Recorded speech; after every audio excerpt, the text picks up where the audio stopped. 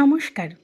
চলুন শীত চলে যাওয়ার আগে আপনাদের সাথে শেয়ার করি আমার দুধ পুলি রেসিপি। শীতকালে তো বিভিন্ন রকম পুলি পিঠে, বিভিন্ন রকম পিঠে পুলি আমরা খেয়েই থাকি। তো আজকের রেসিপি হচ্ছে দুধ পুলি, যেটা ভাঙবেও না, শক্ত হবে না, ১ দিন কি ২ দিন পরেও কিন্তু নরমই থাকবে।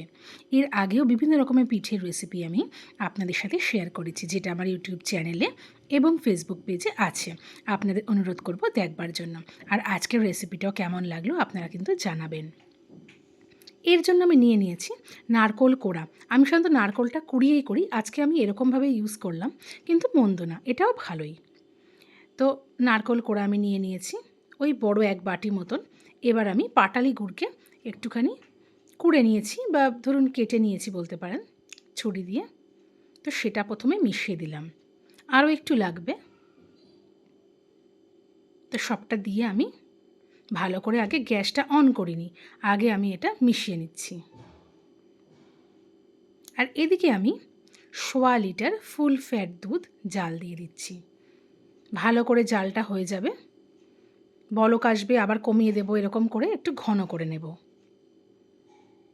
এবার এদিকে গ্যাসটা আমি অন করে দিয়েছি, দিয়ে প্রথমে মাঝারি আঁচে আমি কিছুক্ষণ নাড়িয়ে চাড়িয়ে দিয়েছি। তারপরে আঁচটাকে কমিয়ে একটু অনবরত নাড়াতে হবে, যেন কোনোভাবেই নিচে লেগে না যায়। দুধটা দিকে জাল হয়ে যাচ্ছে।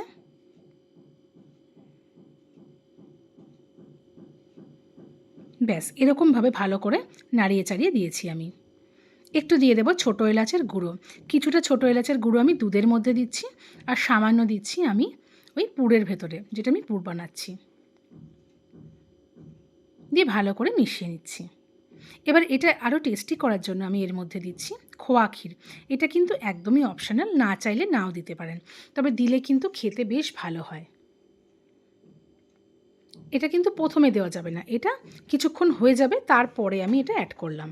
এবার সবটা দিয়ে একটু সময় নিয়ে ভালো করে মিশিয়ে দিতে হবে।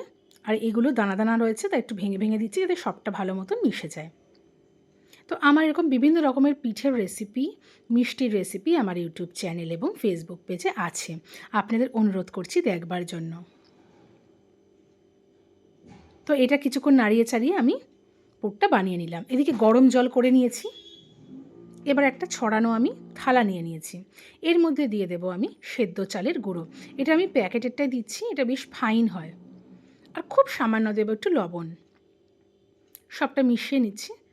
ঠিক এতটা ফাইন বাড়িতে হয় না বলে আমি কেনাটাই ইউজ করছি আজকে।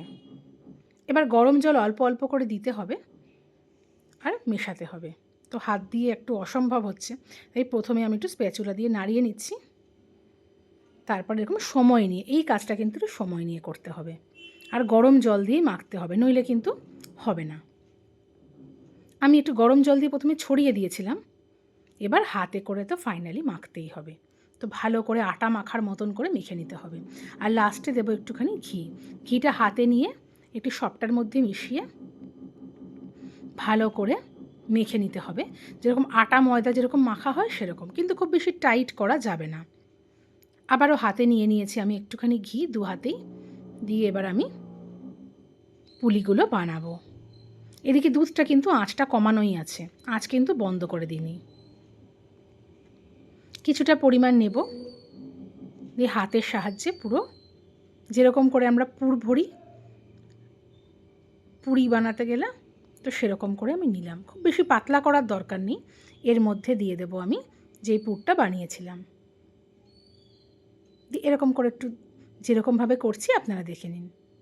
অনেকেই জানি পারেন, কিন্তু যারা নতুন বানাতে চাইছেন বা ইজি প্রথমবারই যেন একদম ঠিকঠাক হয়, তাদের জন্য রেসিপিটা আমি শেয়ার করছি। তো হাত দিয়ে প্রথমে একটুখানি আমি এরকম করে নিলাম, যাতে পুরোটা সেট হয়ে যায়। তারপর ওপর দিয়ে এরকম একটুখানি শেপ করলাম। অন্য রকম শেপও আপনারা করতে পারেন, গোল করতে পারেন। তো এরকম করে আমি আরেকটাও দেখিয়ে দিচ্ছি, ঠিক সেম এরকমভাবেই। খুব বেশি পাতলা করলে কিন্তু আবার দুধে দেওয়ার সময় ভেঙে যেতে পারে, পুরো দুধের মধ্যে গিয়ে নষ্ট হয়ে যাবে দুধটা। তো এরকমভাবে আমি দিয়ে দিলাম, দিয়ে হাতে করে একটু চেপে চেপে বসিয়ে নেব। এবার সাইড দিয়ে এরকমভাবে আমি করে নিচ্ছি।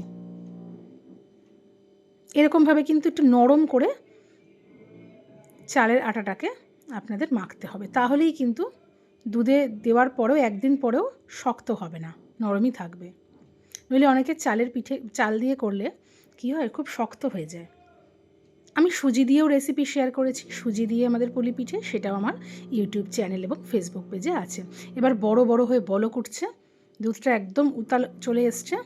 এবার আমি একে একে সমস্ত যেই পুলিগুলো বানালাম দিয়ে দিলাম, আর অল্প একটু আমি এরকম করে বানিয়ে নিয়েছি।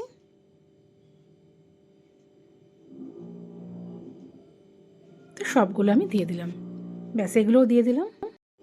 চষির পায়েসের রেসিপিও আমার ইউটিউব চ্যানেল এবং ফেসবুক পেজে আছে।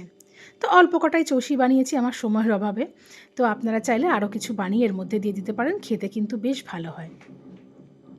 এবার বেশ হাই আছে, বড় বড় বলক আসবে, একটু নাড়িয়ে চাড়িয়ে দিতে হবে। এরপরে দিয়ে দেবো আমি নলেন গুড়। আপনারা পাটালি গুড় দিয়েও কিন্তু করতে পারেন, তবে নলেন গুড় দিয়ে আমি আজকে করলাম। ছোট এক বাটি দিয়ে দিতে হবে নলেন গুড়, আঁচটা কিন্তু বাড়ানোই থাকবে। এবার দিয়ে দেবো আমি গুঁড়ো দুধ, এটাও অপশনাল, না চাইলে নাও দিতে পারেন। একটু ক্রিমি ক্রিমি আর মাখা মাখা মতন হবে, আরও টেস্টি করার জন্য আমি দিলাম। দিয়ে সবটা দিয়ে তাড়াতাড়ি করে ভালো করে মিশিয়ে দিলাম, নইলে কিন্তু দলা দলা হয়ে যাবে গুঁড়ো দুধগুলোর। এখানে চাইলে আপনারা একটু খোয়াও গ্রেট করে দিতে পারেন। তো বেশ বড় বড় বলক আসবে, আবার সামনের থেকে একটু পেছনে পেছনে যেগুলো আছে সেগুলো একটু মাঝে করে দিতে হবে, এরকম করে সময় নিয়ে একটু সিদ্ধ করে নিতে হবে, যেন পুলিগুলো ভালো মতন সিদ্ধ হয়ে যায়। এবার আঁচটা কমিয়ে আমি ঢাকা দিয়ে দিয়েছিলাম। তো কিছুক্ষণ থাকার পরে সব পুলিগুলো আমার সুন্দর সিদ্ধ হয়ে গিয়েছে। এরকমভাবে কিছুক্ষণ রেখে দিয়েছিলাম এবং ঢাকা দিয়েও গ্যাস অফ করে কিছুক্ষণ রেখে দেব। তারপরে আমি সার্ভ করব পুলি পিঠে, দুধ পুলি। তো কেমন হয়েছে আপনারা অবশ্যই জানাবেন, আর আমার পেজটাকে অবশ্যই লাইক, কমেন্টস আর শেয়ার করে দেবেন। যদি আপনারা ইউটিউব চ্যানেলে নতুন হন, চ্যানেলটাকে প্লিজ সাবস্ক্রাইব করে দেবেন। আরও বিভিন্ন রকম রেসিপির জন্য আমার ইউটিউব চ্যানেল এবং ফেসবুক পেজে নজর রাখতে কিন্তু ভুলবেন না।